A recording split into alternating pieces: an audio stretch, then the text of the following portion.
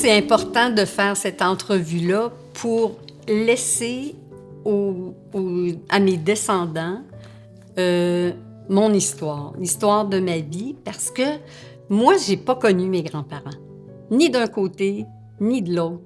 J'aurais aimé ça, moi, entendre leur voix, puis les voir bouger un peu, puis connaître leur histoire, parce qu'on a bien beau vouloir chercher sur Internet, c'est difficile de trouver l'histoire de nos descendants. Et maintenant que mes 2 parents sont décédés, ben je peux plus poser de questions, là.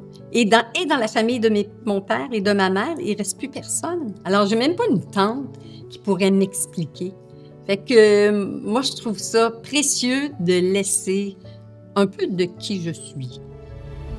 Ben moi, je veux faire cette entrevue-là pour que les gens sachent qui je suis, qui on est en tant que couple, et pour montrer à quel point on a été choyé par la vie, qu'ils sachent comment la vie peut être belle, puis que je remercie toujours, à chaque jour, d'avoir la vie qu'on a. Et je souhaite que les gens puissent nous connaître un peu plus à travers cette vidéo-là. Et je leur souhaite la même chose qu'on a vécu et ce qu'on vit. Peut-être qu'ils vont voir qu'ils ne nous ressemblent pas juste physiquement. Ils vont voir qu'ils nous ressemblent avec le cœur. Peut-être. Peut-être.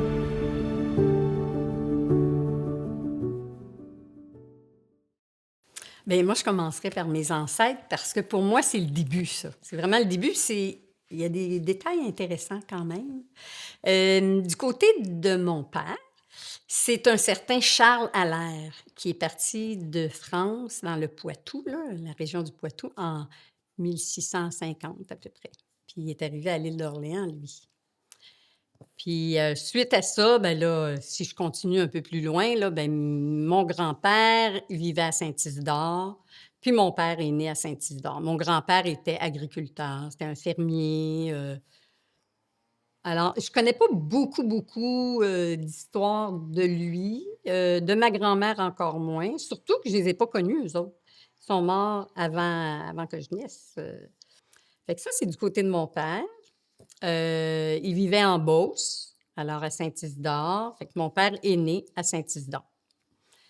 Du côté de ma mère, j'ai pas été capable de remonter si loin, mais j'ai été capable d'aller quand même assez loin jusqu'en Irlande.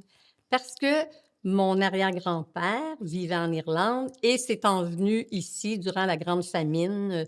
Il y a eu une épidémie dans les pommes de terre, là, et les gens mouraient de faim. Alors, il, il s'en allait. Et il s'est en allé à Boston, lui. Il est arrivé à Boston. Il a eu des enfants, dont mon grand-père, Peter Clare. Et lui s'est envenu après ça au Nouveau-Brunswick. Il a vécu au Nouveau-Brunswick et, concours de circonstances, il a rencontré ma grand-mère au Lac-Saint-Jean. Ma grand-mère vivait à Jonquière, Yvonne Levasseur. Mon grand-père, il est décédé l'année de ma naissance, avant que je naisse. Ma grand-mère maternelle est décédée, j'avais 7 ans. Alors, j'ai des vagues souvenirs d'elle. Je te dirais 2 flashs d'elle. Fait que je les ai pas vraiment connus, mes grands-parents, moi. Mes enfants sont chanceux, mes petits-enfants sont chanceux. Alors, ils ont connu grand-père et les arrière-grands-parents. Mes parents, ben, comme je disais, mon père, Jean-Louis Dallaire, est né le 14 avril 1927 à Saint-Isidore, en Beauce. C'était le 7e d'une famille de 10 enfants. Ma mère est née à Jonquière. C'était la 4e d'une famille de 8 enfants.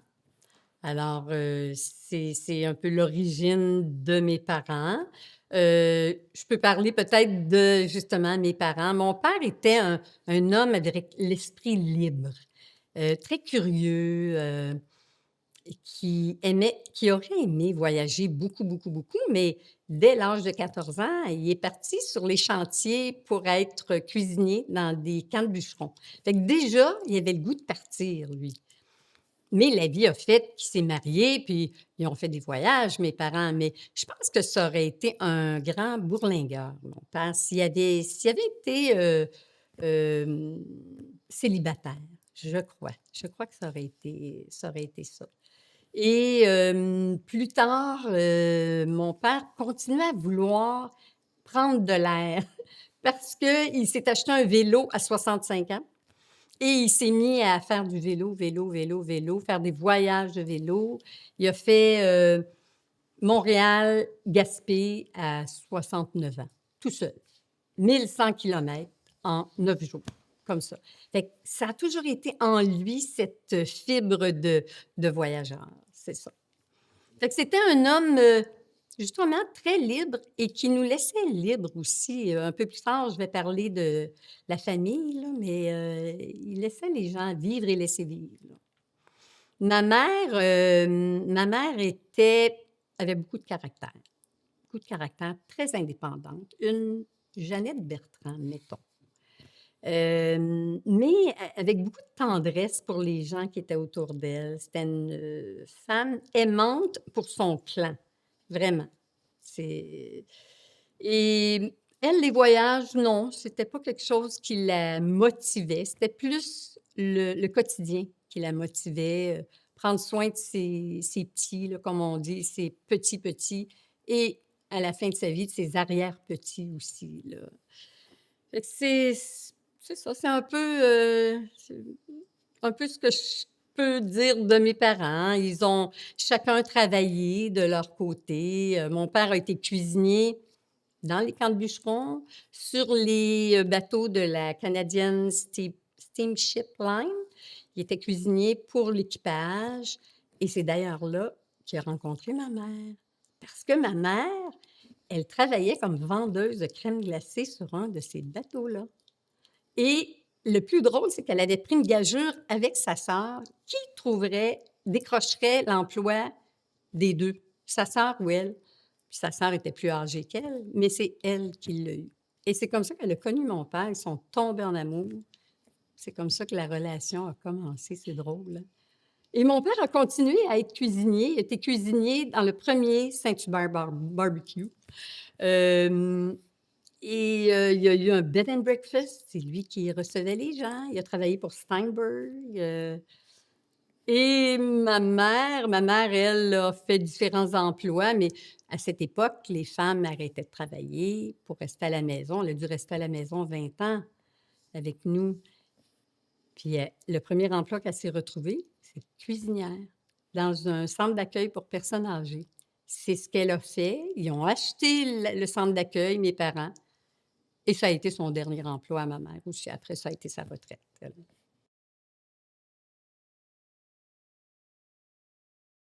Ouais, moi, je suis née le 8 août 1959 à Brossard, mais à l'hôpital Maisonneuve-Rosemont, là, à l'époque.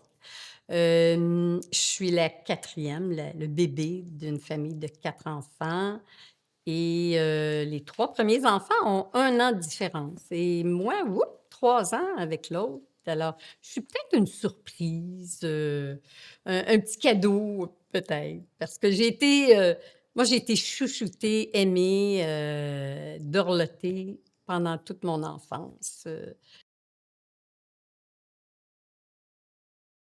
J'ai deux frères, Claude, qui est l'aîné, avec qui j'ai une relation très proche. J'ai toujours été proche de lui. Alain, qui a 3 ans de différence avec moi. Alain était plus distant. Joanne, qui avait 4 ans de plus que moi. Je dis avait parce qu'elle est décédée, elle avait 57 ans. Alors, j'étais très proche de ma grande sœur, puis c'était la seule sœur que j'avais. Mais on a eu toujours une belle relation. Puis dans la famille, c'était très harmonieux, comment ça se passait dans la famille. Oui, la vie de famille c'était très harmonieux, mais chacun avait sa place quand même. Mais les soupers de famille, on discutait, on riait, on s'agaçait. C'était important, les soupers de famille chez nous. Oui.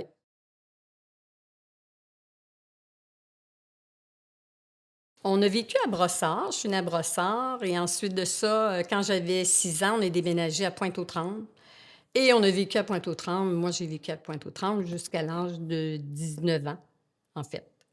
Fait qu'on a toujours, on a vécu 5 ans dans une résidence pour personnes âgées parce que c'était l'emploi de ma mère. Puis on habitait avec 30 personnes âgées. On avait nos appartements, mais on les côtoyait tous les jours. Ça a été une belle expérience, ça, de vivre ce qu'eux vivaient à cette époque-là, à ce moment-là de leur vie, là, les personnes âgées. Là. C'était très enrichissant. Puis moi, j'ai travaillé un bout de temps de 13 ans jusqu'à 16 ans. Alors, je faisais le ménage, je servais les repas. Fait que j'avais un contact direct avec les personnes âgées. Ça a été, pour moi, une belle expérience. Oui, c'est ça. Fait qu'on a vécu à Pointe-aux-Trembles toujours, toujours à Pointe-aux-Trembles.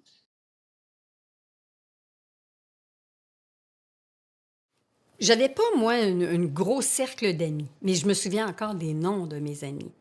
Alors, on habitait sur la 14e avenue à Pointe-aux-Trembles. Il y avait Carole Raymond, il y avait Maureen Jacques, qui s'appelait Tati. C'est comme ça qu'on la surnommait.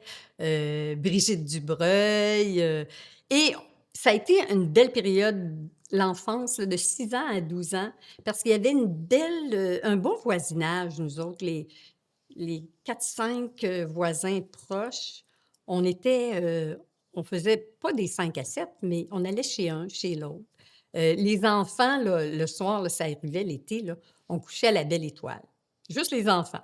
Et là, on se faisait réveiller soit par une pluie ou par la rosée du matin. Mais je me souviens encore, là, dormir puis voir les étoiles, là, pour moi, c'était un peu mystérieux. Mais ça a été des bons souvenirs. On avait une cour qui était très accueillante. On avait une petite piscine hors terre, grand jardin en arrière de la cour, un jeu de croquet, un rond de feu. C'était rare, ça, en ville, un rond de feu. Fait que ça attirait les gens chez nous. Ça attirait la parenté aussi. Fait que ça a été une période très, très enrichissante et très joyeuse. Faut dire que j'ai pas eu de moment qui n'était pas joyeux dans ma vie, là. J'ai toujours eu une belle vie joyeuse. Tu sais, moi, j'étais la petite fille sage, vraiment. Dans le fond, pas dans le fond de la classe. Non, j'étais assise en avant, j'étais toujours la plus petite. Et d'ailleurs, on me surnommait la puce. On m'a toujours appelée la puce. Fait que j'étais assise en avant, puis là, j'écoutais religieusement le professeur. Moi, j'ai toujours aimé l'école. J'ai toujours aimé ça, apprendre. Et je réussissais bien. Je m'arrangeais pour réussir, ouais. J'avais pas beaucoup, beaucoup d'amis à l'école, mais je me souviens de mon premier chum. Il s'appelait Denis Lamoureux. Il avait un œil bleu, un œil vert, un beau petit blond. Ça, j'étais en 6e année. C'était cute quand je me rappelle de ça.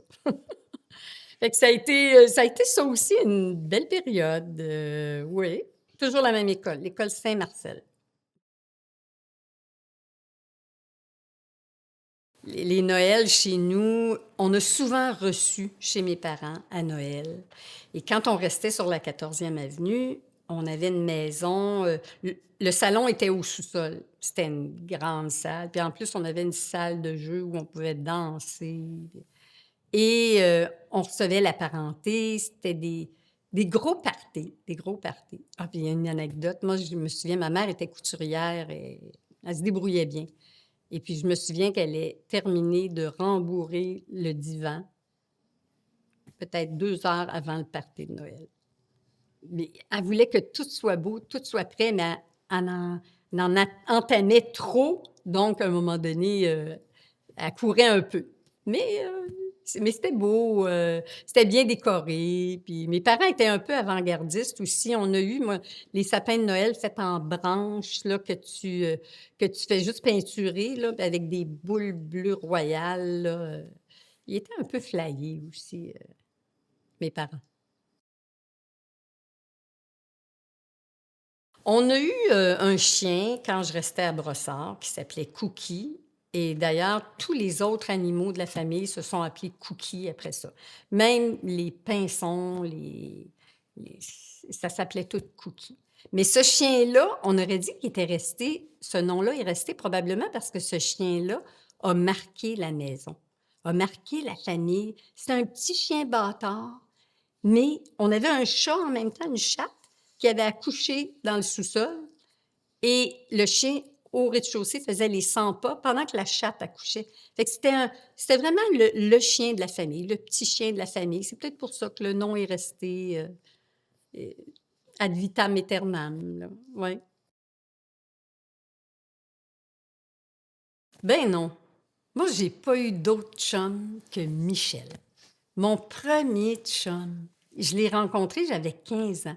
Parce que sinon, c'était, à un moment donné, un été à Saint-Émilie-de-l'Énergie, un beau grand jeune homme qui vendait de la drogue que j'avais osé embrasser. Mais, tu sais, ça a été mon chum. On peut-tu appeler ça un chum? Ça dure un mois, tu sais.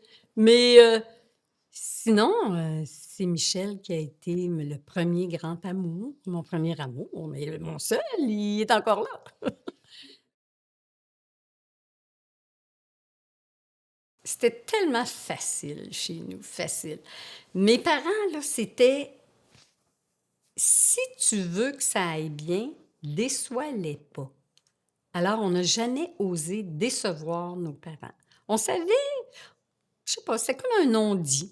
On savait jusqu'où on pouvait aller. On savait ce qu'on pouvait faire, ce qu'on pouvait pas faire. Puis comme j'étais la dernière de la famille, bien, c'est sûr que j'ai appris par l'exemple, hein. J'ai vu ma sœur, je pense pas qu'elle ait fait tant de gaffes que ça, parce que je m'en souviendrai, mais je les ai vus fonctionner, donc nos parents nous ont jamais dit: «Tu rentres à telle heure». Jamais. On savait que c'était raisonnable d'entrer, de revenir à une telle heure. Et ils nous laissaient assez libres, nous faisaient confiance. Je pense que c'était ça. C'était vraiment un esprit de confiance qu'il y avait dans la famille. Oui. Oui, je travaillais dans une salle de bingo. Alors, avec mon amie Lynne Bussière, j'étais au secondaire. Je devais être en secondaire 1, je pense. Et il me semble que j'entends encore le bruit de B12.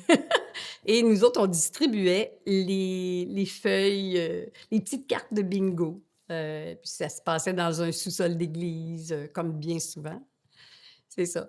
Ben, après ça, j'ai travaillé au centre d'accueil pour les personnes âgées que ma mère mes parents avaient acheté. Fait que je suis arrivée là, j'avais 12 ans. De 12 ans à 17 ans, j'ai habité là. Puis j'ai travaillé là peut-être de 12 ans à 16 ans.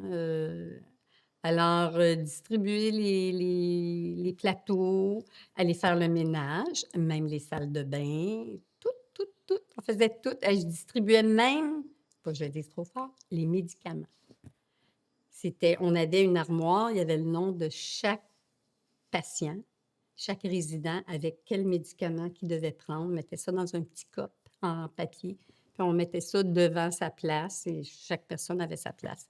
Fait que ça a été les premiers emplois. Après ça, pendant que j'étudiais, j'ai travaillé chez Sears comme vendeuse, département de chaussures. Ça a été mon premier vrai, vrai emploi avec un vrai employeur, là.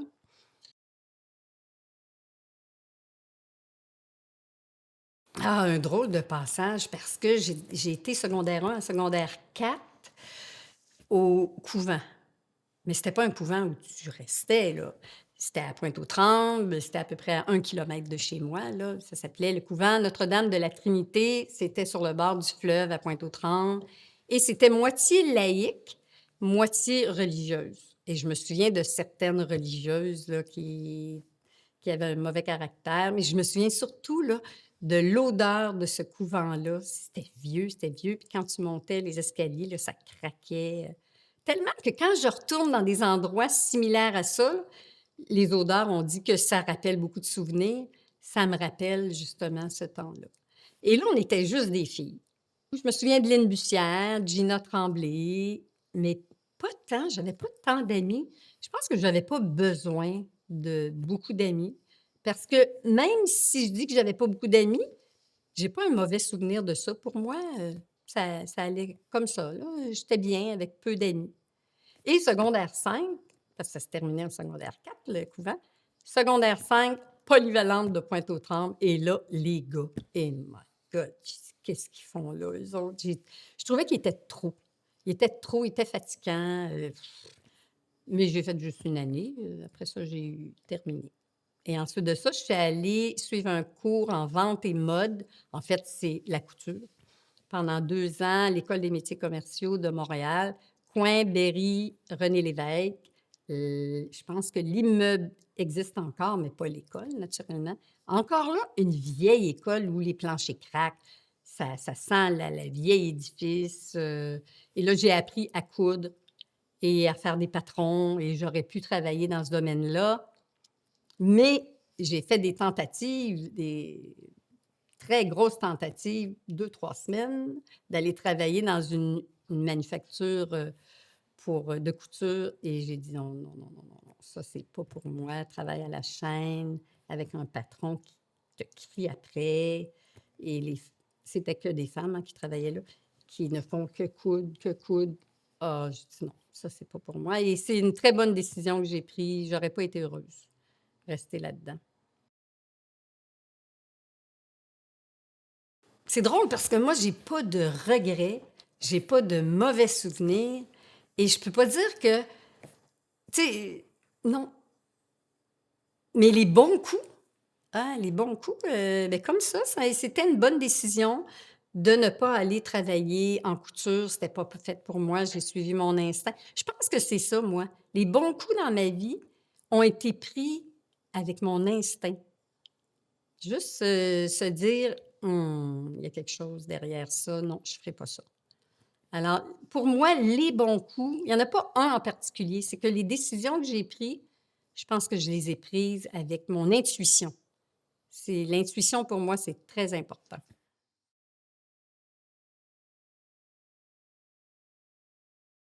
J'ai pas beaucoup de souvenirs de mes ancêtres.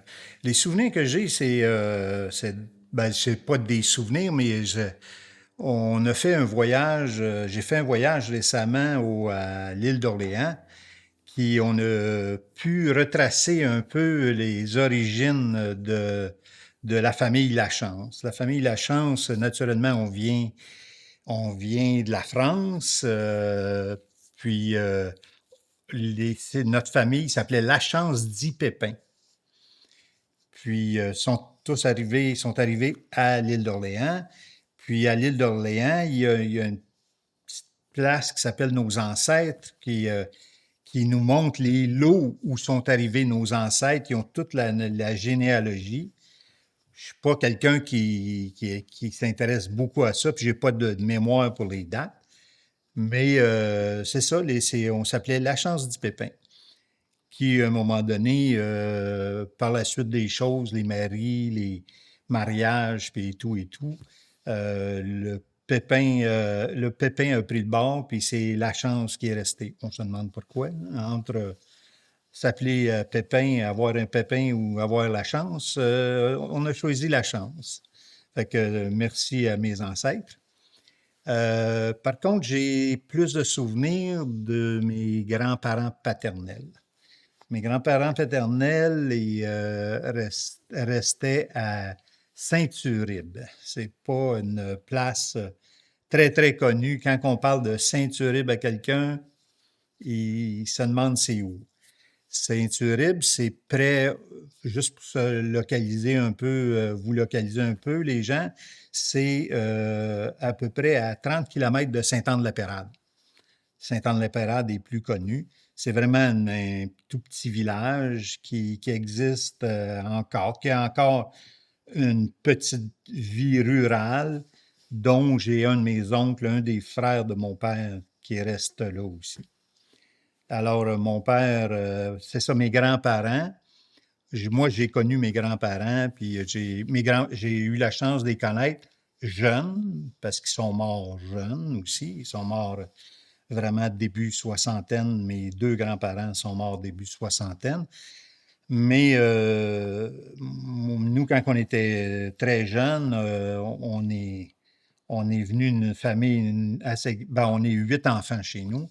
Et très tôt, quand il y en avait un nouveau qui arrivait, les plus jeunes, ou en tout cas, mes grands-parents prenaient toujours un des enfants, malgré que la famille de mon père, il était 12 enfants. Mon père... ah oui, je voulais parler aussi de mes grands-parents. Mes grands-parents, mon grand-père qui restait à Saint-Uribe, son prénom était Fulgence, que c'est pas très commun, et ma grand-mère Albertine. Mon grand-père, c'était un cultivateur. Il vivait de la ferme. Il y avait une petite ferme. Ils ont ils ont construit la ferme. Mon père a participé à la construction de la ferme avec son père.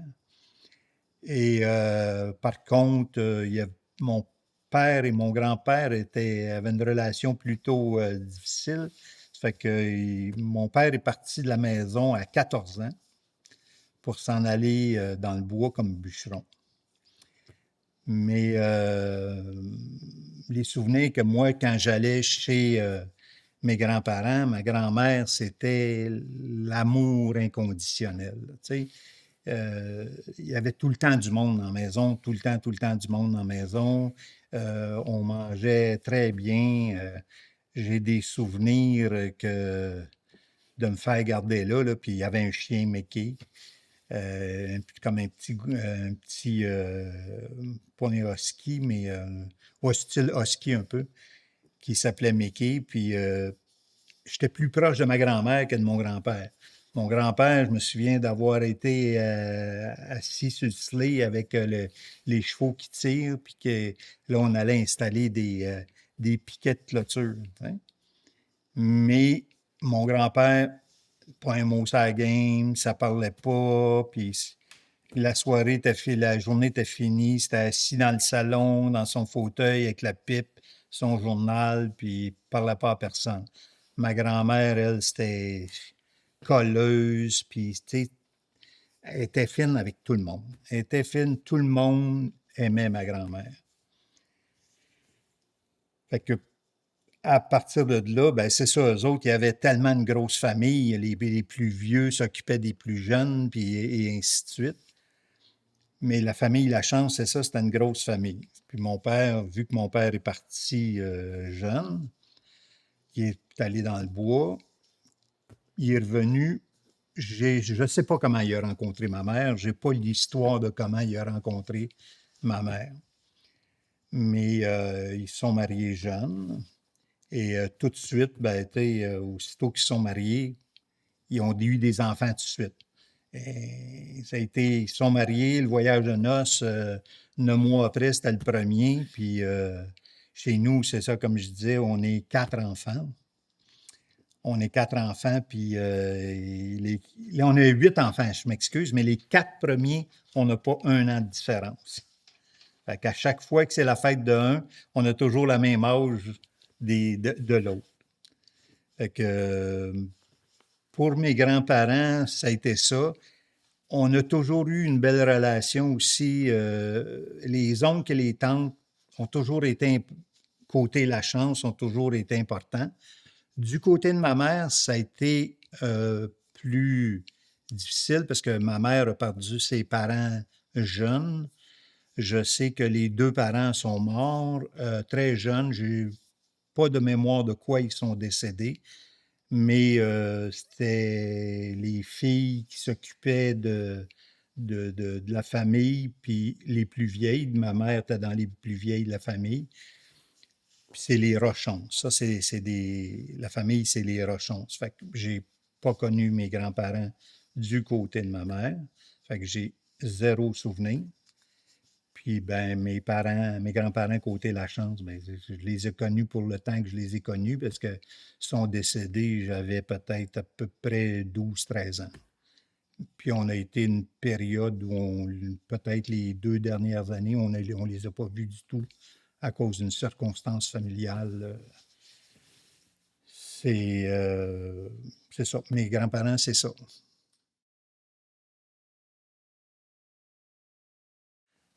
Je suis né à Ville-Saint-Michel, d'où mon nom. Je ne sais pas si c'est d'où mon nom Michel, mais je suis né à Ville-Saint-Michel. On restait dans un petit appartement, un tout petit appartement à Ville-Saint-Michel. Et là, à ce moment-là, moi, je suis le troisième de la famille. Et on était déjà trois dans la famille. Puis c'était un petit logement. Mon père, parce que mon père travaillait avant ça. Quand mon père s'est marié, mon père et ma mère s'est mariés, il restait à Saint-Casimir, qui était pas loin de Saint-Uribe.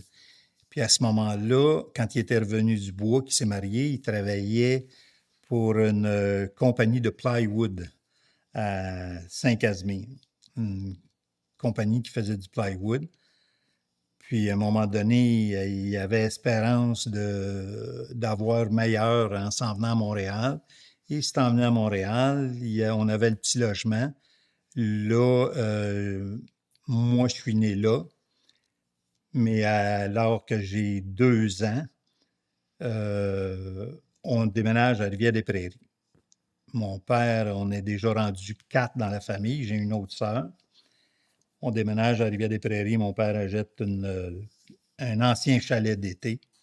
C'était un ancien chalet qui a pas de sous-sol, qui a rénové, qui a creusé, qui a rénové de fond en comble, puis qui a agrandi.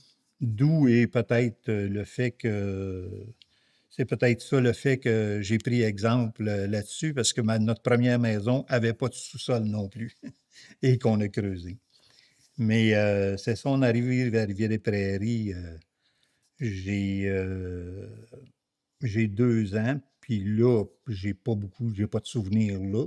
C'est-à-dire, j'ai 2 ans, jusqu'à l'âge de 8 ans, je reste à Rivière-des-Prairies. Oui, oui, j'ai des frères et sœurs. Écoute, ben, c'est ça, comme je disais, les 4 premiers, on n'a pas un an de différence. Après ça, moi, je suis le troisième. Après ça, puis ça a été un gars, une fille, un gars, une fille, 2 gars, 2 filles. Sauf que moi, 0, 8 ans, je suis à Rivière-des-Prairies, dans la petite maison que mon père entretient le mieux possible avec son salaire. À ce moment-là, quand il revient à Montréal, il est livreur il travaille pour Coke. Non, Pepsi. Il travaillait pour Pepsi. Il livrait le livreur pour Pepsi. Fait que, tu sais, déjà, livreur Pepsi, il faisait pas beaucoup d'argent avec 4 enfants en arrivant là, avec un cinquième qui arrive après. La petite maison, il fallait qu'elle rénove. Fait que pour rénover la maison, mon père avait eu, je ne sais pas comment, c'est un gars qui a toujours bricolé de ses mains. Il a tout le temps bricolé de ses mains. Il y avait une espèce de petit hangar en arrière de la maison, puis il bricolait, puis il rénovait, puis... Fait que pour rénover, parce qu'il n'y avait pas d'argent, il avait eu un contact avec quelqu'un qui pouvait aller démolir. Il y avait une maison à démolir, puis cette personne-là, il avait dit, tu peux démolir la maison, tu gardes les matériaux, mais tu débarrasses tout. Fait qu'avec ça, il a tout démoli, il a récupéré le bois, puis avec du bois récupéré, il faisait des travaux dans la maison. Et d'ailleurs, une anecdote avec le bois récupéré. Nous, on avait, comme je disais, c'était un chalet d'été. C'était des chalets, les maisons. Fait que notre voisin, sa maison est encore un peu plus en piteux état que la nôtre. Puis là, je devais avoir environ 6-7 ans. Notre voisin, sa galerie était pourrie, là, vraiment pourrie. Fait que moi, avec des amis à ce moment-là, ou mon frère, puis on avait 2 cousins aussi qui restaient sur la même rue en billet de chez nous, qui était la sœur de ma mère. Puis pour rendre service aux voisins, vu que sa galerie était pourrie, on y a démoli. Mon père arrive le soir, puis le voisin est en... Il dit, là, hey, tes gars, ils ont démoli ma galerie, qu'est-ce qui se passe? Ça me prend une nouvelle galerie. Fait que je peux vous dire on a eu un savon sur la galerie, ouais. Fait que c'est ça. Mais des petites anecdotes comme ça. Écoute, la rue était... on avait nos cousins, comme je te dis, on avait nos cousins, cousines qui restaient tout proches, qu'on était très, très proches d'eux autres. On n'avait pas de sous, mais j'ai jamais eu l'impression de vraiment manquer de rien. On avait le parc qui était juste en arrière de la maison. Le parc du coin était la limite de notre terrain. Fait qu'on pouvait jouer au parc. Jusqu'à l'âge de... C'est ça, j'ai eu ces bons souvenirs-là avec ma mère, mon père. Mon père n'était pas très présent dans le sens qu'il travaillait tout le temps. Fait qu'à ce moment-là, nous autres, on est trop jeunes pour travailler. On n'en a pas vraiment conscience. Aussi, là, il est devenu aussi, après être livré pour Pepsi, il a été faire son cours de policier à Nicolet. Puis il est devenu policier. Puis dans ce temps-là, il a été envoyé à travailler à l'hôpital Saint-Jean-de-Dieu, qui est aujourd'hui Louis-Hippolyte Lafontaine. Dans ce temps-là, on parle d'un début 60, c'était 63, 64. Louis-Hippolyte Lafontaine, c'était comme une ville, là. Puis lui était dédié à Louis-Hippolyte Lafontaine comme policier. Fait que quand il y avait des interventions entre des patients schizophrènes ou whatever, c'était les policiers qui s'en occupaient. Et là, c'est ça. En 66, au moment où j'ai 8 ans, puisque moi, je suis né en 58, là, ma mère décède. C'est-à-dire, on est 7 enfants à ce moment-là à la maison. Et mon père avait déjà rencontré sa deuxième femme avant que ma mère décède, qui même si ma mère était malade. Puis il y avait un curé du côté de ma mère. Il y avait un curé qui se mêlait beaucoup de la famille, puis dans ce temps-là, empêchait la famille. C'était pour ça qu'on était une grosse famille. C'est lui, quand il a su que ma mère rentrait à l'hôpital, parce qu'elle avait les reins finis. Puis là, il a pris les 7 enfants, puis il les a tous placés dans le coin dans le comté de Portneuf, pas loin de Saint-Uribe. Donc, j'ai une sœur et un frère qui étaient placés ensemble chez mes grands-parents.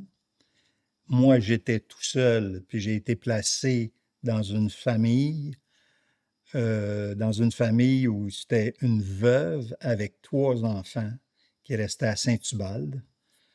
J'ai un autre de mes frères puis une sœur qui restent ensemble. Puis j'ai la plus jeune qui restait aussi toute seule. Puis le plus vieux était tout seul. Dans toutes des familles dispersées, mais on était dans un rayon de peut-être 25-30 kilomètres. Mais on n'avait pas la chance de se voir souvent. On pouvait se voir, fréquenter des fois à Noël ou quelque chose comme ça, mais rien de plus. Puis à l'école, des fois, on pouvait voir, on allait dans le même secteur d'école. Mais il y en a qui étaient à Saint-Uribe, d'autres qui étaient à Saint-Tubal, puis une autre à Saint-Tite.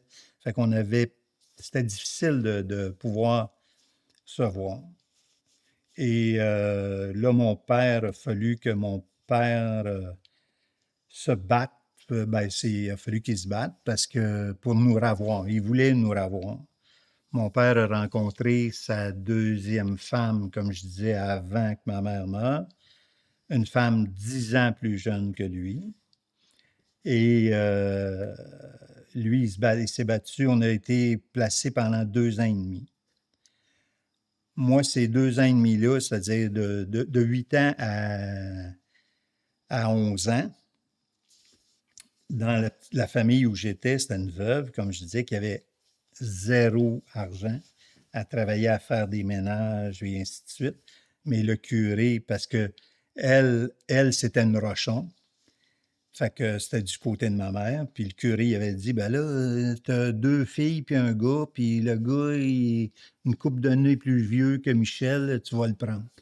Fait qu'elle avait comme pas le choix de me prendre, sauf que j'ai gardé un très bon souvenir des 3 années que j'ai été là, 2 ans et demi, 3 ans. C'est une femme avec beaucoup d'empathie qui a travaillé tellement fort. J'ai été très bien accepté par les deux filles et le garçon. Et je garde j'ai gardé un contact tout le temps avec eux autres. À chaque année, j'essaye de revoir. D'ailleurs, elle, c'est Bernadette Junot. Elle est décédée durant la pandémie. Et à chaque année, je me faisais un devoir d'aller la voir. Puis à chaque année encore, maintenant, je me fais un devoir d'aller voir. C'était Isidore, Marie et Thérèse. Je me fais un devoir d'aller les voir, qui eux restent tous dans le bout de Québec. Puis pour moi, c'est comme des demi-sœurs, des frères, des sœurs. Là, tu sais, ils ont été vraiment importants dans ma vie. Fait que cette période-là, c'est difficile de perdre sa mère aussi jeune. Puis à cause de toute l'histoire familiale, de se faire dire que ton père c'est un ci, c'est un ça, il y avait un peu de vrai parce que c'était pas correct qu'il ait rencontré sa femme, puis durant qu'il avait 7 enfants. Mais il voulait quand même nous revoir. Fait qu'il s'est battu et on est revenu à Rivière-des-Prairies. A fallu faire un arrêt par le bien-être social. On n'est pas revenu directement chez nous. On a fait un arrêt par une famille d'accueil. Cette famille d'accueil-là, moi, j'étais à Fabreville j'étais avec un de mes frères, André, que ça a été l'horreur. Parce que eux, cette famille-là prenait des enfants juste pour l'argent. Contrairement à Saint-Hubal, où j'étais chez Mme Junot, qui, elle, avait le cœur gros comme ça. Mais eux autres, ils faisaient ça pour avoir le petit peu d'argent que le bien-être social donne. Fait que finalement, c'était pour faire la transition entre revenir à Rivière-des-Prairies puis Saint-Hubal. Puis au bout de 3 semaines, on est revenu à la maison. Puis tous les enfants sont revenus à la maison. Là, on est un peu euphorique de se revoir les frères et sœurs. On a une belle chimie entre les frères et sœurs. On a la plus jeune, quand ma mère est décédée, la plus jeune a 2 ans. Fait que là, elle revient, elle a 5 ans. Et la relation avec la belle-maman est très difficile. Faut pas oublier que là, mon père a mis trentaine, puis elle a mis vingtaine. Elle prend 7 enfants qui sont pas à elle. Puis du jour au lendemain, faut qu'elle en prenne soin. Puis mon père, à ce moment-là, oui, là, il a lâché policier, puis il est devenu ébéniste chez Steinberg. Parce que Steinberg, à ce moment-là, Steinberg, c'est une compagnie d'alimentation comme Provigo. Puis pour les plus jeunes qui ne savent pas c'est quoi Steinberg, eux et Steinberg étaient tellement forts qu'ils avaient leur propre usine pour faire le mobilier de leur magasin. Puis mon père travaillait là parce qu'il a lâché le métier de policier, parce qu'il y avait eu trop de cancans où il travaillait, parce qu'il a rencontré ma belle-mère. Elle était secrétaire à Saint-Jean-de-Dieu, Louis-Hippolyte Lafontaine. C'est là qu'ils se sont rencontrés, puis ils ont commencé à sortir ensemble. Puis là, ça se savait que lui, il avait 7 enfants. Puis en tout cas, ça a fait tellement de chiards qu'il a fallu qu'il s'en aille de là. Mais vu qu'il aimait toujours travailler de ses mains, c'est là qu'il est devenu. Puis moi, quand on est revenu, moi, là, j'étais quand même côté manuel, j'aimais ça. Fait que moi, j'étais collé sur mon père. C'est-à-dire, je travaillais avec lui. Que ça soit travailler sur son auto, changer ses breaks, c'est moi qui tenais la lumière pour qu'il change ses breaks. Après ça, il a commencé à chaque fois qu'il y avait quelque chose à bricoler, j'étais là. Puis là, à l'adolescence, moi, à l'adolescence, moi et deux de mes frères, on a commencé à travailler très tôt avec mon père. Parce que mon père a commencé, là, il était contremaître chez Steinberg, mais le soir, il avait décidé il faisait du bricolage à gauche, à droite, où il faisait des petits meubles pour d'autres mondes. Jusqu'au jour où, dans les années fin 60, 69, 70, là, il a décidé d'aller acheter des machines chez Pascal, Quincaillerie Pascal. Puis moi, j'étais allé avec. Puis il a fait un emprunt chez Pascal pour acheter de la machinerie. Puis on a commencé à travailler dans le sous-sol. Écoute, quand j'ai commencé à travailler avec lui dans le sous-sol, j'étais encore tellement petit, il fallait que je monte sur une canisse de 5 gallons pour prendre la presse drill pour percer des trous, que là, j'avais le droit de prendre la presse drill. Fait que ça a commencé comme ça. Commencé à faire des racks à journaux pour messagerie dynamique puis distribution Hitler dans le sous-sol. Puis on peinturait ça dans le garage avec une petite fan ou des peinturés au fusil dans le garage qu'on s'intoxiquait bien eux. Mais l'adolescence, ça a été, je te dirais, une période... j'ai pas eu de mauvaise période dans ma vie, même si la perte de ma mère, ça a été difficile. Mais à Saint-Hubert, j'avais une belle vie. Quand je suis revenu, ce qui était le plus difficile, c'était plus la relation, toujours travail avec mon père, toujours travail. C'était pas une relation... il n'y avait pas beaucoup de place pour le plaisir. C'était du travail, mais j'aimais travailler manuel. Fait que j'aimais ça être avec lui. Fait que là, on est arrivé à des prairies, j'étais à l'adolescence. Là, une deuxième, la dernière de nos sœurs, qu'on dit demi-sœur, mais pour nous autres, c'est notre sœur, arrive, puis maintenant on est 8. Fait que, mais c'est ça. La relation entre mon père et sa deuxième femme était toujours tendue. On ne peut pas s'imaginer ce que ça pouvait être pour cette femme-là aussi, de prendre 7 enfants par elle, puis qu'elle tombe enceinte, puis qu'elle a un 8e enfant, qui, elle a mi-trentaine. S'il y a de quoi virer sur le top, puis un coup qu'elle a eu à accoucher, mon père décide de se partir à son compte. Parce que là, on faisait des petits jobs dans le sous-sol, là, ça allait mieux. Puis là, il décide de lâcher sa job. Il a 8 enfants, il n'y a pas d'argent, puis on commence à travailler, on rouvre une shop en 1972. Puis moi, là, dans ce temps-là, ben aussi, on n'a tellement pas d'argent aussi que chacun, les filles allaient garder pour se faire de la petite argent de poche pour pouvoir s'acheter des bas, des chandails. Puis les gars, eux autres, ben nous autres, on passait le Montréal matin le matin. On se levait le matin à 6 heures. On passait le Montréal matin. On allait à l'école. On revenait de l'école. On passait à la presse, parce que dans ce temps-là, la presse, c'était l'après-midi. On passait la presse. On soupait. Puis après ça, moi, j'allais travailler dans le sous-sol avec lui. Fait qu'il n'y avait pas de temps d'études. Puis, mais j'aimais ça. Mais là, l'été, en même temps, tu n'étudies pas, là. Puis tu n'as pas beaucoup de temps pour des loisirs avec les amis.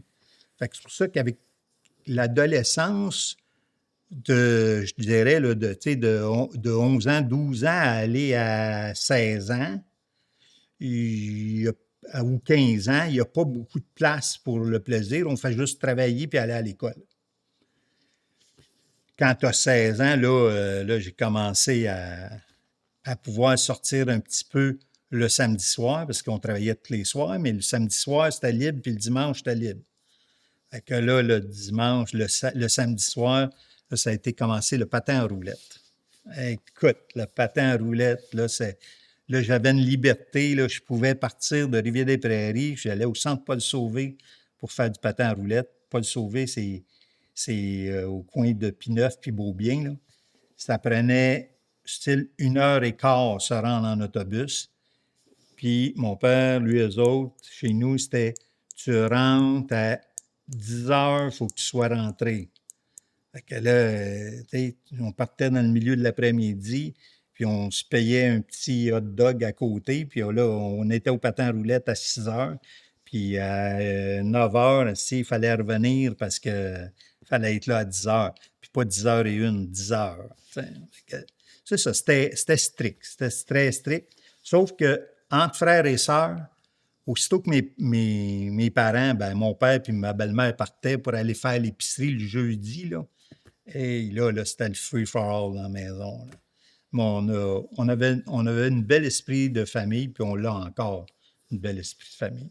Fait que, mais adolescence, c'est ça. À l'école, j'avais des amis, mais j'étais celui qui regardait. Tu sais, c'est celui qui regardait faire les autres les mauvais coups. Puis moi, j'aimais ça. Tu sais, mais plus que ça, non. Puis on a arrêté. Moi et les 2 de mes frères qu'on a travaillé avec mon père dans la compagnie. Les 3 frères, on a arrêté d'aller à l'école en secondaire 4.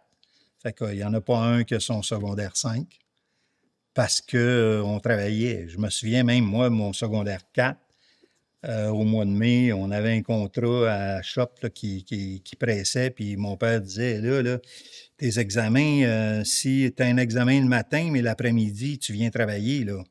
Fait que j'allais passer mon examen, je revenais travailler. Puis si c'était vice-versa l'avant-midi ou l'après-midi.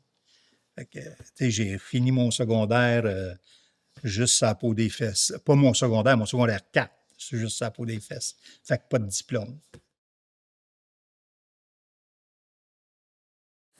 Aujourd'hui, j'ai beaucoup d'amis. À de l'adolescence, pas tant que ça.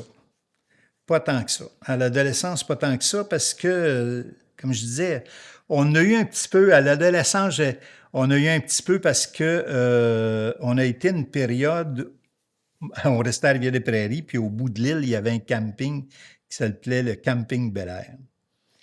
Puis, écoute, on allait faire du camping. Mon père avait loué un terrain pour on a été 2 étés qui avaient loué un terrain. Que là, mais on travaillait tout le temps. Ça fait que, mais on revenait de 5 heures à 7 heures. On finissait de travailler à 5 heures. On s'en allait là, on soupait. Puis à 7 heures, il fallait être revenu à l'usine pour travailler parce qu'on travaillait de 7 heures à 10 heures. Sauf que le vendredi soir, on ne travaillait pas, puis le dimanche non plus. Là, je m'étais fait des amis. Là, j'avais comme une petite vie là, il y avait un terrain de go-kart en face avec un Dairy Queen. Là. Écoute, j'ai dépensé mes payes là-dedans quasiment. Là, mais non, à l'adolescence, pas tant que ça. Ça a été au patin à roulettes. À patin à roulettes que je me suis fait. Mais j'ai eu deux copines un peu au patin à roulettes. Dont une première petite blonde où j'ai frenché pour la première fois. Là, elle s'appelait Noëlla. Hey, Noëlla. Écoute, j'allais la voir, elle restait près du parc La Fontaine. Là. Je me souviens d'une fois, elle me promenait dans le parc La Fontaine, puis que, il mouillait, puis on s'embrassait, puis on se frenchait, puis c'était wow! Après ça, je me tenais avec une autre fille, une fille que j'ai rencontrée au patin à roulette aussi, qui me demande d'aller à son bal de finissant. Et là, je me demande, là, j'ai été à son bal de finissant. Puis c'est dans ce même été-là que j'ai rencontré ma femme aujourd'hui, que j'ai 17 ans à ce moment-là.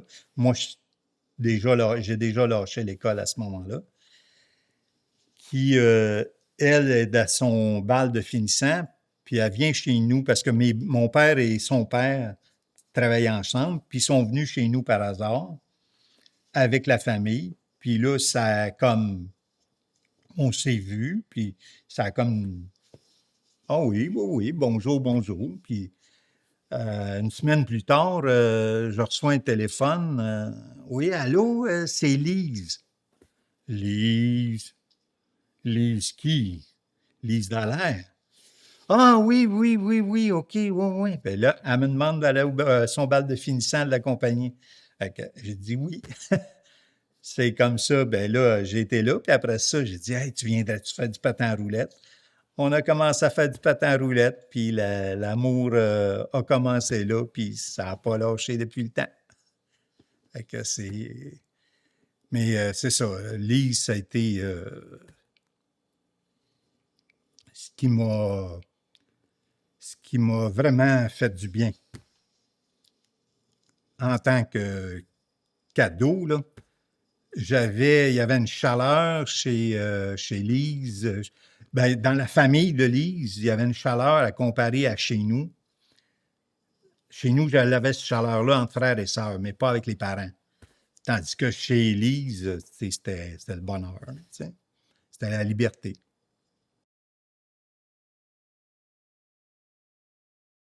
Ah, ben moi, la première fois que j'ai vu Michel, j'avais 12 ans. Parce que nos pères travaillaient ensemble, donc on était allés chez eux. Mais là, je ne suis pas tombée en amour avec. Mais quand j'avais 15 ans, bon, on est allés à mon bal de finissant ensemble. C'est là que ça a commencé. On a fait du patin à roulettes ensemble. Ça a été nos fréquentations. C'était le patin à roulettes, hein, et Oh, oui, qu'on oui, faisait. c'est ça. Du patin à roulette, puis le McDo après le patin à roulette. Hein. Oui, c'était ça. C'était ça, oui. Puis, à un moment donné, tu as eu ta voiture, puis là, tu venais chez nous. Puis on est allé en camping ensemble, au début avec nos 2 sœurs, parce que là, tu sais, ça allait quand même des chaperons à quelque part, même si mes parents étaient très wild. Non, mais aussi parce que j'avais pas d'auto. C'est-à-dire, Oui, c'est vrai, à ce moment-là. non, c'est pas vrai. J'avais une auto, mais je pouvais pas la conduire Ah. parce que mon père voulait pas que je la conduise avant que j'aie 18 ans. Je l'ai achetée à 9 mois avant d'avoir 18 ans. Puis, je l'ai repeinturée, toute la kit, mais j'ai parti avec la journée de mes 18 ans. Parce qu'après 18 ans, ben, ton père il est plus responsable de toi. Fait que même si je pognais un accident. Mais là, on a une petite anecdote aussi avec Hey, la voiture. quand il est parti avec, là, d'un côté, c'était écrit Michel, puis l'autre côté, c'était écrit Lise sur la peinture. Sur la porte. Sur la porte, Sur la porte, quand même. côté passager, j'avais marqué Lise à la peinture, puis sur mon côté, Michel. Fait que déjà, hein, J'ai une on cousine qui était avait trouvé. J'ai une cousine qui avait trouvé ça vraiment romantique. Oui, mais c'est vrai que c'était romantique, chérie, quand même. On était déjà en symbiose à, mettons, 18 ans puis 16 ans. C'était... Et vu que Lise avait travaillé en couture, elle nous avait fait des beaux seat covers en poêle, ça de long blanc. Ah oui. Avec- C'était vraiment quétaine à son point, à son beau point. Mais pas dans ce temps-là. Non, pas dans ce Non, temps-là. non. Bon, alors, on s'est fréquentés pendant 5 ans. 5 ans de temps se fréquenter. Et, ben, c'est ça, on faisait du camping, puis on sortait, on allait déjà au restaurant à cette époque-là. Ah oui, oui, on aimait déjà ça. a toujours aimé ça. Oui. Mais il faut dire, par contre, que la petite Lise, elle m'a fait mal aussi là-dedans. Là. Parce qu'au bout de, ça faisait environ 1 an, un petit peu plus qu'1 an qu'on sortait ensemble. Et là, Lise avait décidé, ah non, non, non, ça se peut pas, parce que quand je l'ai connue, elle avait 15 ans, j'avais 17. Là, elle dit, non, non, ça se peut pas qu'on reste ensemble tout le temps, là. Fait qu'elle m'a laissé. Ben, c'est parce que moi, je trouvais qu'à ce moment-là, c'était bien trop jeune pour avoir un amoureux qui dure si longtemps. Là, c'était ma raison qui parlait. Mais j'ai quand même suivi mon intuition, je l'ai rappelé. On a été 2 semaines séparés. Avec l'aide de ta mère aussi. Ben oui, c'est ça, c'est sûr, mais que- j'avais quand même mon intuition là-dedans. Puis regarde, ça a été profitable, mon intuition. C'est ça. Mais je me souviendrai tout le temps, le soir où elle m'a dit ça, je reviens chez nous avec ma petite Toyota Corolla, puis j'avais la cassette 8 tracks de Beau Dommage qui chantait. Ça vaut pas la peine de laisser ceux qu'on aime pour aller faire tourner Ouais. les ballons sur son nez. Ah, mais regarde, on est de retour ensemble Ouais, depuis ce temps-là. depuis ce temps-là. Alors, c'est ça, on a été 5 ans à se fréquenter et au bout de 5 ans, ben, on a décidé qu'on se marierait. Ouais, c'est ça, on s'est mariés, là. Quelle date? 19 juillet 1980, T'as de la mémoire. à 3 heures, Oui, ouais, à Repentigny. à À Repentigny. Repentigny, oui. Fait qu'on s'est mariés là. On s'est acheté une petite maison à Rivière-des-Prairies. On l'avait achetée, ça faisait 6 mois. Ah, Tu c'est l'as ça, avant de se marier. rénové, tu l'as rénové. Puis à partir de là, ben, on a habité à Rivière-des-Prairies. Pour C'est là, 19 ans. ouais, c'est là qu'on a commencé notre vie de couple et de famille, en fait.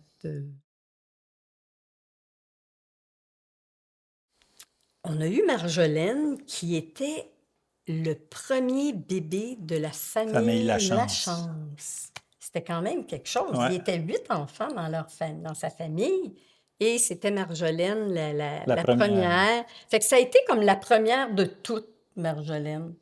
Ouais. Puis moi, naturellement, premier bébé, je m'énervais pour tout. J'avais peur qu'elle ait une maladie. Oui, une anecdote encore. Moi, je travaille sur le terrain dehors. On est à Marjolaine est née le 2 octobre. 83.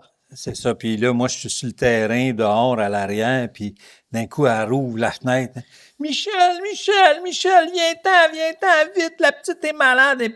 Elle avait régurgité. Ben oui. Alors, c'est ça Alors, les elle a été premières malade fois. à plusieurs répétitions Ouais, après ouais. en régurgité. Ouais. Fait que Marjolaine, c'était un bébé vif. Je dis toujours qu'elle avait l'air d'un petit oiseau. Elle était très vive, même petit bébé. Et en grandissant, elle a toujours été très, très, très sociable. Il y avait toujours beaucoup d'amis autour d'elle, surtout des gars. Dans sa classe, il était 16 gars pour 8 filles. Alors, elle était aux anges. Hein. Et c'était un enfant curieux, elle était curieuse, comme j'ai beaucoup d'amis, bouge beaucoup, veut faire beaucoup de projets, fait des pièces de théâtre dans tous les sous-sols de la famille. Oui, il était un pestacle. Ah, ben, c'était- Ah, mais on va faire un pestacle. Ouais. Et 2 ans après, le 6 avril 86, arrive notre belle Emmanuelle. Un bébé tellement, tellement tranquille, Ouais. tellement tranquille qu'à 0,6 mois, elle a dormi pendant 6 mois. Et j'avais une belle-sœur qui a accouché 2 jours après et qui avait un bébé totalement différent. Kim, elle demandait beaucoup, là, elle pleurait beaucoup. Puis elle venait chez nous, puis elle me disait est-ce qu'elle est toujours comme ça? Oui, Emmanuel, c'est un petit bébé tranquille. Ça en était malaisant un peu Oui, pour... c'est ça. Mais nous autres, on aimait bien ça. Ouais. Et tout de suite, Marjolaine a pris soin de sa petite sœur. Tout de suite, tout de suite. Dès qu'elle était bébé, on a des photos, Marjo est couchée dans le Moïse à Emmanuel, tu sais, ou bien est en train d'y donner le biberon. Elle en a toujours pris soin et ça a continué de protéger sa petite sœur. Ça a tout le temps été. Puis Emmanuel à l'école, elle était un enfant studieux. Elle aimait ça, faire ses devoirs. Elle avait ses petits crayons. Elle a toujours aimé ça, apprendre. Puis c'était une fille qui était, elle est très portée sur l'humain. Il fallait que ce soit juste. La justice pour elle, oh my God, que c'était C'est là important. au secondaire qu'elle a parti un café étudiant. Elle avait parti son café étudiant pour ramasser des sous, pour envoyer... C'était-tu pour aller je me souviens pas si c'était pour On lui le... demandera. Je me Ouais, souviens. parce qu'elle était allée aussi Au au Nicaragua. Nicaragua. Puis à ce moment-là, quand elle est allée au Nicaragua, nous, on venait déménagé de notre petite maison de Rivière-des-Prairies, qu'on s'est fait construire quand même une grosse maison À à Boucherville. Boucherville avec tout ce qu'il faut, tu sais, l'air climatisé, la piscine creusée. Puis elle, au Nicaragua, quand elle est allée là-bas, le critère pour recevoir des jeunes, c'était qu'il fallait qu'elle ait une chambre séparée. Puis elle s'en va dans la famille où elle s'en va rester, sa chambre séparée, c'était un carton qui faisait la division de sa chambre.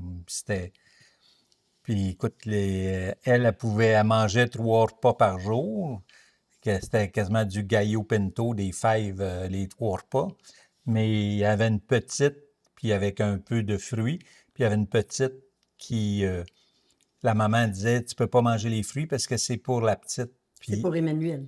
C'était pour c'était pour Emmanuel. Emmanuel, mais Emmanuel, elle donnait des fruits en cachette, pas que la maman le voie. Ouais, fait que je pense que sa valeur de justice et de partage est arrivée très tôt Ouais. dans sa vie. C'est ça.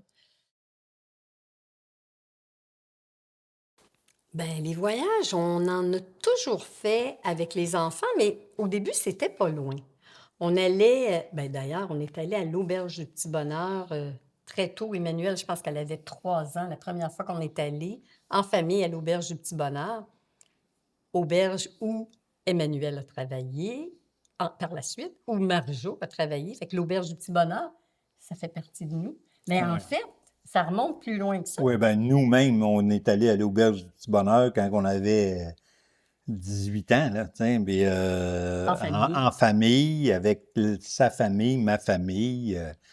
On a eu des gros parties, là. Fait que, je dirais que voyage, on a toujours aimé les voyages et nos 2 filles, c'est 2 filles qui adorent aussi voyager, qui d'ailleurs, maintenant, on fait toujours au moins un voyage de famille par année.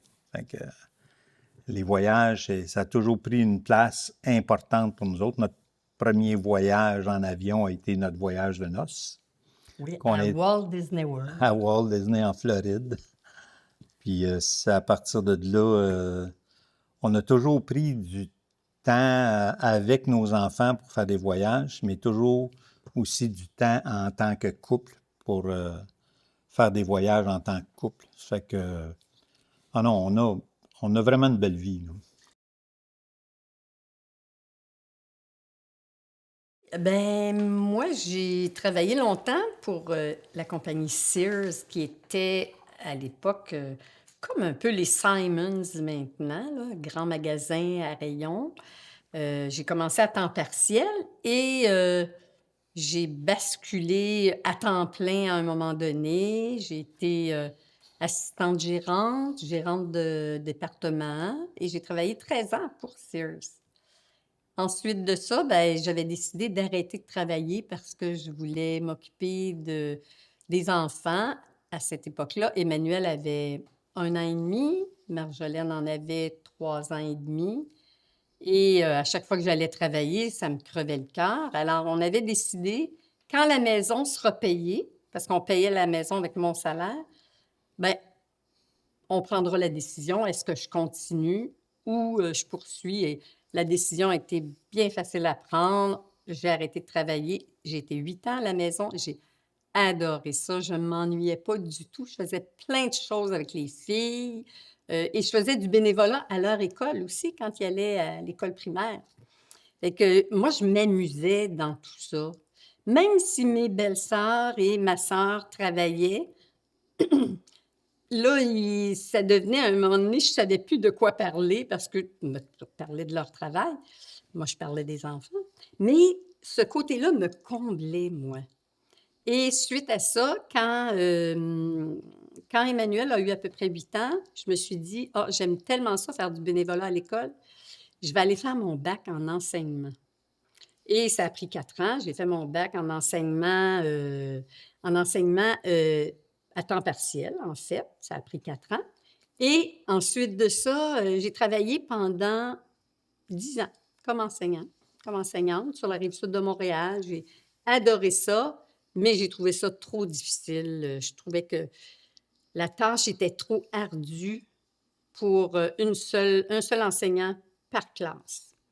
Alors, j'ai quitté pour prendre soin. Je me suis dit: «Oh, je vais prendre une année sabbatique pour prendre soin de mes parents» et encore là, l'intuition a embarqué. C'est le moment où mon père a été diagnostiqué d'un cancer au cerveau. Alors là, je me suis dit: «Oh, je ne suis pas arrêtée pour rien. Je vais prendre soin de mon père et de ma mère». Ça a duré 3 mois. Mon père est décédé au bout de 3 mois, mais j'étais là. J'ai été capable de l'accompagner dans ça. Et suite à ça, ben, Michel avait acheté un bistrot avec des gens à Saint-Donat et je cherchais un peu trop quoi faire et je me suis dit, OK, je vais embarquer. Moi, je vais le diriger, le bistrot. À ce moment-là, avec Marjolaine, qui était sans emploi, j'ai dirigé le bistrot pendant 3 ans. On a monté une cuisine, on a organisé des événements et j'ai été là pendant 3 ans. Ensuite de ça, j'ai travaillé avec Marjolaine dans sa compagnie Balustrade Casting. J'ai été coordonnatrice pour elle quelques années. Quand Marjolaine a eu moins besoin de moi, ben, c'est Emmanuel qui a levé la main. Elle a dit: «Oh, moi, j'aurais besoin de toi, maman». Fait que je suis allée travailler un peu avec Emmanuel dans son entreprise et je fais encore un petit peu sa tenue de livre qui me plaît beaucoup. Ça lui donne un bon coup de main. Alors, j'ai eu différents métiers qui m'ont toujours plu, qui m'ont apporté beaucoup. Et moi, j'ai été dans moins de choses en même temps. C'est-à-dire que j'ai été à partir de l'âge de 13-14 ans, je suivais mon père en ébénisterie. J'ai travaillé comme ébéniste. J'ai travaillé dans l'usine comme ébéniste où j'ai touché à tout, jusqu'à temps de devenir estimateur pour la compagnie. Du jour au lendemain, mon père m'a pris dans l'usine puis il m'a emmené estimateur, puis que là, j'étais en charge d'aller chercher les contrats. Jusqu'au jour où j'avais 2 de mes frères qui travaillaient avec nous autres. Puis là, on voulait, puis on était tanné un peu de se sentir comme des employés avec mon père. On voulait devenir partenaire avec lui. On est devenu partenaire. Puis après ça, à un moment donné, il est arrivé une dispute familiale, finalement. On n'était pas sur la même longueur d'onde et les 3 frères, on a laissé l'entreprise de mon père, l'ébénisterie, qu'on a ouvert une compagnie d'entrepreneur général.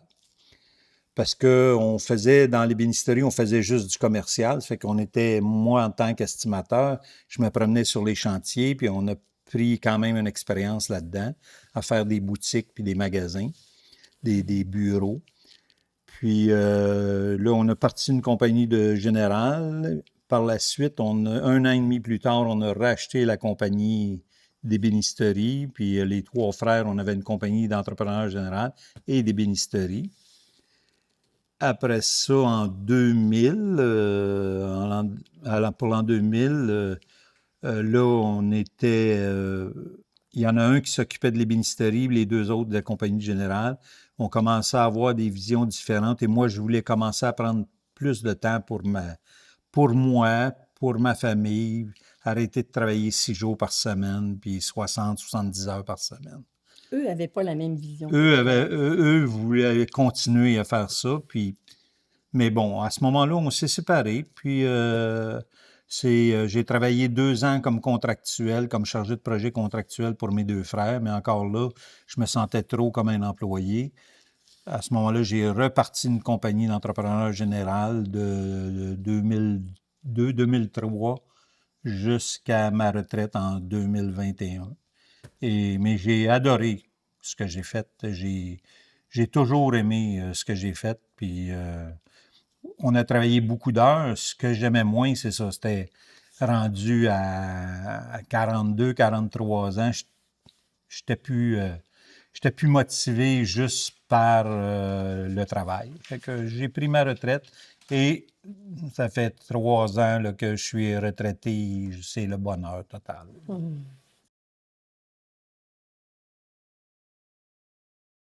Ah. Bien, pour moi, là, je me sens pas vraiment à la retraite parce que j'ai tellement pris ma retraite par petites doses que Puis je continue à faire du bénévolat.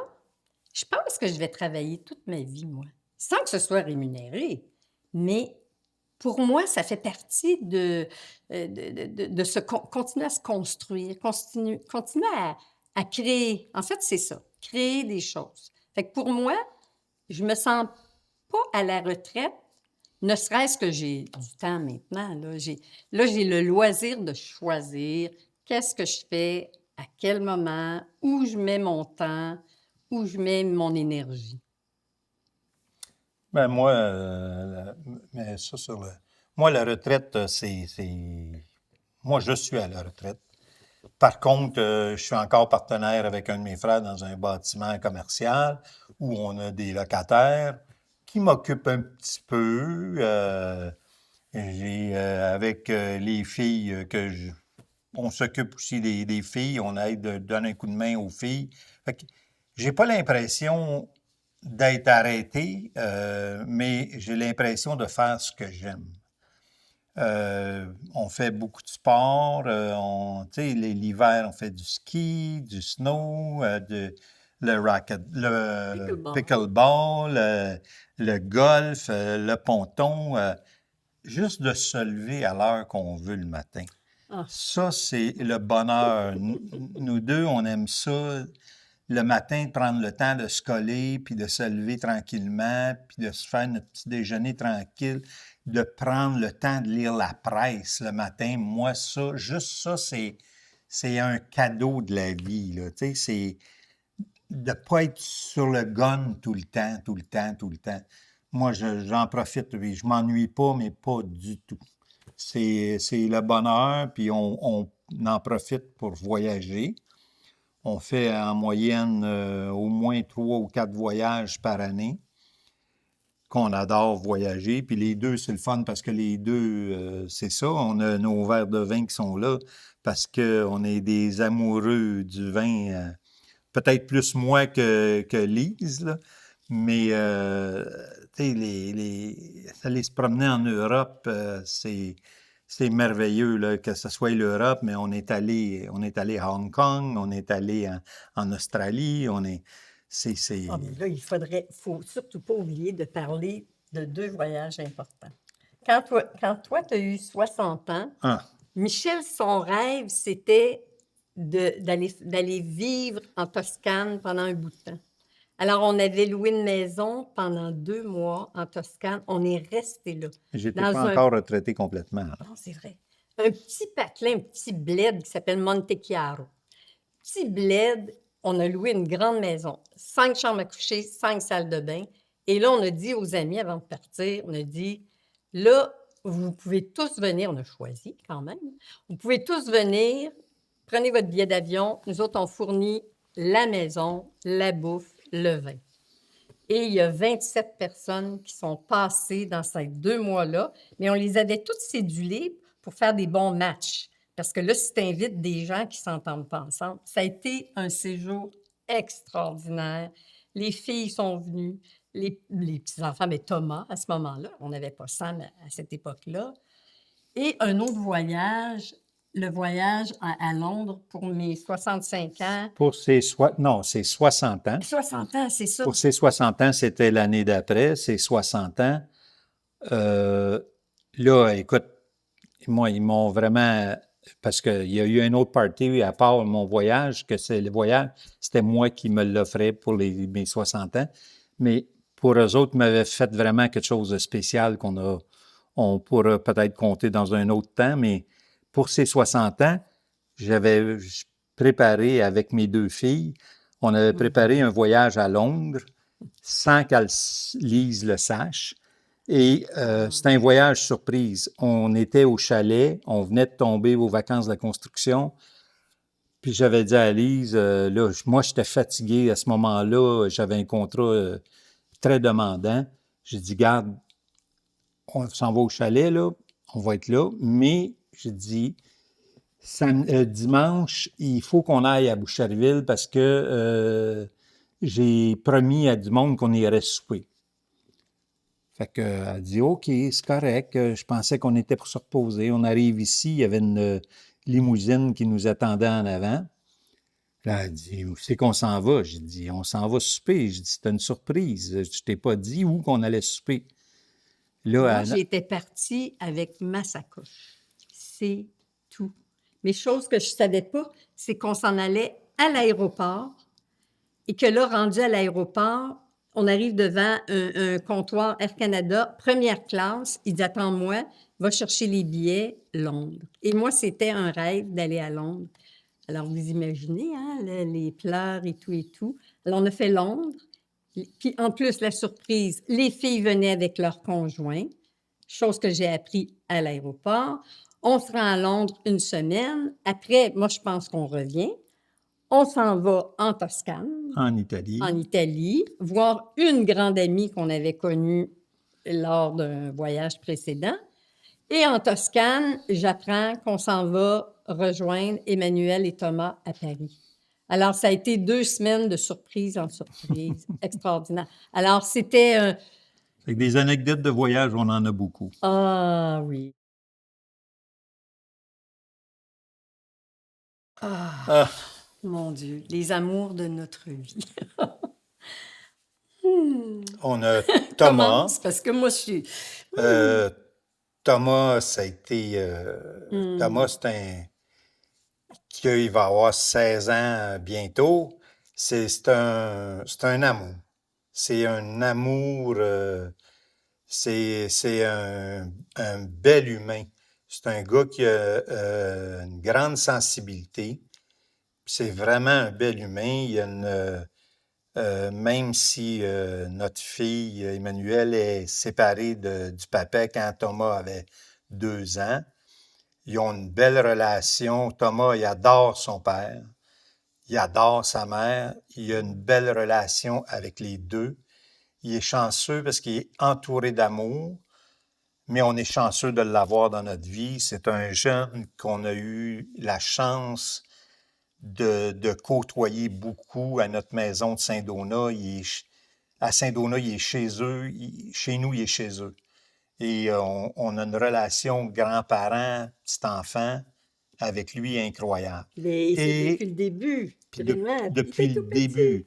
Et là, Sam, notre petite fille Sam, c'est la même chose. Moi, je me disais, comment on va faire pour aimer autant le deuxième, quand on aime autant Thomas, comment on va faire pour pouvoir donner autant d'amour, puis on va-tu pouvoir l'aimer autant? Puis, regarde, ça se fait tellement naturellement. C'est un petit cœur sur 2 pattes, c'est un petit clown. Elle est, elle est, Elle est vive, elle est très vive, vive. elle a beaucoup de sa maman, elle a beaucoup de Marjolaine parce elle est dynamique, puis elle est vive, puis mais regarde, c'est un amour. Là. Puis Oui. on est chanceux parce que elle demeure, Marjolaine demeure près de chez nous à Saint-Donat. On a la chance de voir nos petits-enfants de façon régulière et on est des grands-parents comblés. Là, tu sais. Oui, puis la relation est très proche Oui. entre nos petits-enfants. En fait, c'est comme nos filles. On est tissés serrés comme famille, puis je pense qu'avec les petits-enfants, c'est la même chose. Je me souviens, Thomas, je pense que 0-6 mois, Thomas, je le voyais tous les jours parce qu'on habitait dans le même village, à Saint-Donat. Et je pense que c'est encore empreint entre Thomas et moi. Vraiment. Puis je me souviens, à peu près à l'âge de 4 ans, j'étais allée magasiner avec lui. Puis à un moment donné, il me dit, j'y parle des grands-parents, des grands-mères, tu sais. J'ai dit, c'est comme moi, Thomas, je suis ta grand-mère. Il dit, ben non, mamie. J'ai dit, toi, mais t'es ma mamie, t'es pas ma grand-mère. Fait que je pense que la relation, elle est empreinte de ça. Puis Thomas, comme tu disais, c'est un enfant qui est respectueux, c'est un enfant, un ado respectueux, débrouillard. Je suis sûre, il pourrait partir en appartement maintenant, puis il serait capable de tout faire, de tout gérer. Alors, je suis fière de cet humain-là. Les parents font un travail extraordinaire, je trouve. Il est Ah choyé, ouais, il est non. choyé.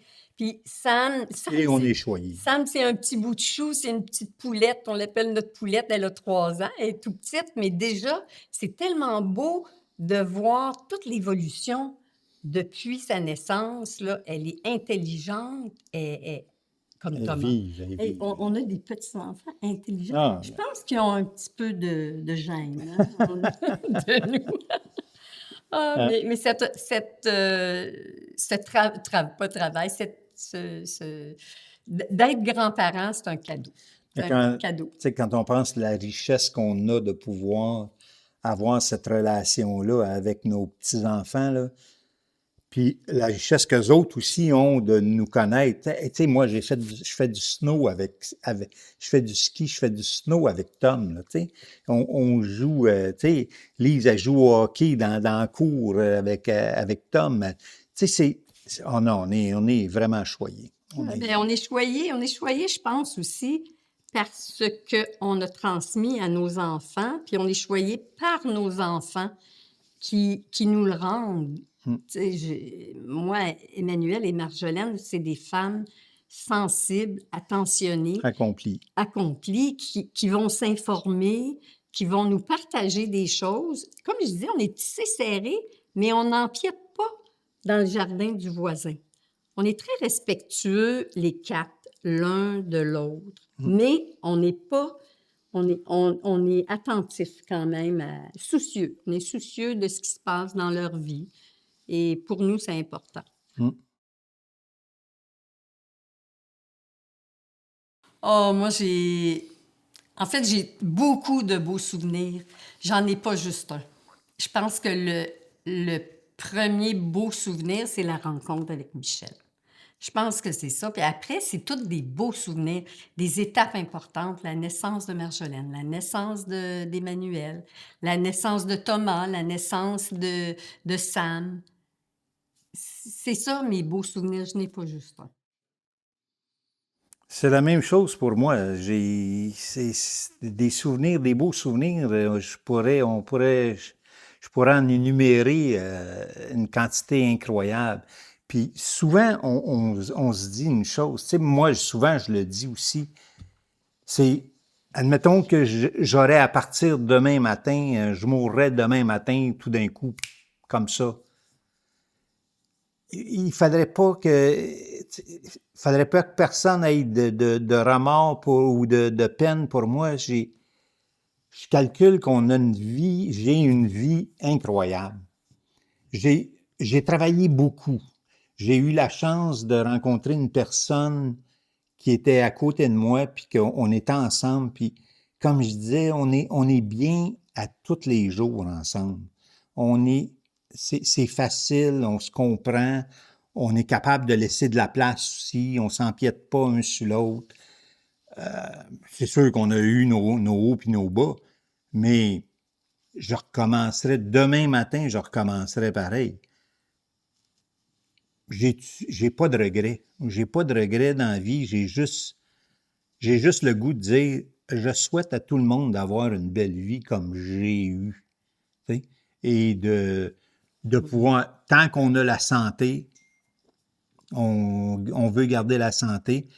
Puis là, on a travaillé fort, mais tu sais, Lise, elle a été avec les filles. J'ai eu la chance d'avoir une femme qui était là quand j'ai travaillé des heures et des heures. Mais aujourd'hui, on en a toujours bénéficié tout le long de notre vie aussi. On a toujours eu du bon temps, même si je travaillais beaucoup. Quand j'étais là, j'étais là. Puis on a toujours eu du bon temps. On a toujours eu des belles périodes. On a voyagé beaucoup. On a fait beaucoup d'activités aussi avec nos filles. Puis moi, je garde. Puis on continue Puis en on faire. continue. Oui. Ah, c'est sûr que je pense que vous allez vous souvenir de mon sourire. Parce que pour moi, le sourire, c'est important. C'est important, ça déteint aussi. Là. Tu sais, c'est sûr que ça te caractérise. De ma gentillesse. Oui. Puis ça aussi, c'est important, la gentillesse. Je trouve que ça, ça ouvre des relations, la gentillesse. De ma tendresse aussi. De mon ossobuco. Aussi, qu'est-ce que je fais de bon? Non, pas des croûtons, ça, je les brûle, ça. Ben moi, contrairement à Lise, Attends. on peut pas. Ouais, c'est ça. On va se rappeler que j'aime le vin. J'aime beaucoup le vin. J'aime beaucoup les amis. On a la chance, si on n'a pas parlé beaucoup de nos amis, mais on a la chance d'avoir un beau groupe d'amis.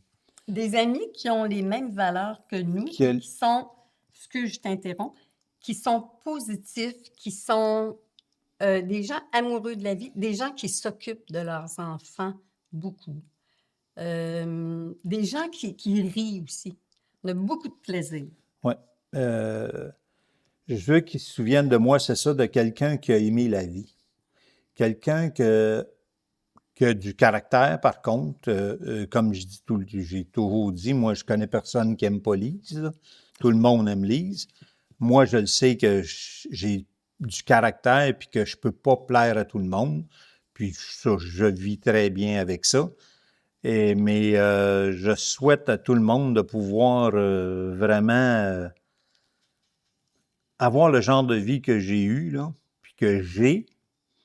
Puis les amis prennent aussi beaucoup de place dans ma vie. À moi, les amis prennent beaucoup de place. C'est important, les amis. J'aime être entouré de monde. C'est pour ça qu'à mes 60 ans, quand on a loué une maison, qu'il y a 27 personnes qui sont passées, là, moi, c'était mon rêve de vie, puis on l'a fait. Puis tout de suite après, 2 ans après, c'est devenu la pandémie. On s'est dit qu'on a-tu bien fait de le faire, tu sais. Fait que moi, je dis, chin à la vie. Ben moi, je commencerai par mes enfants, parce que c'est mes premiers descendants. Je leur dirais de continuer à prendre soin d'elles, parce que c'est 2 filles, prendre soin d'elles, de continuer de croire en elles et de de continuer à faire émerger leur joie de vivre, leur goût de vivre. C'est c'est ça que je leur dirais. Je dirais à mes petits-enfants, d'avoir confiance en eux, de croire en ce qu'ils font, d'oser aller plus loin. Et je dirais à mes arrières et les autres, qu'ils ont une bonne génétique puis d'en profiter.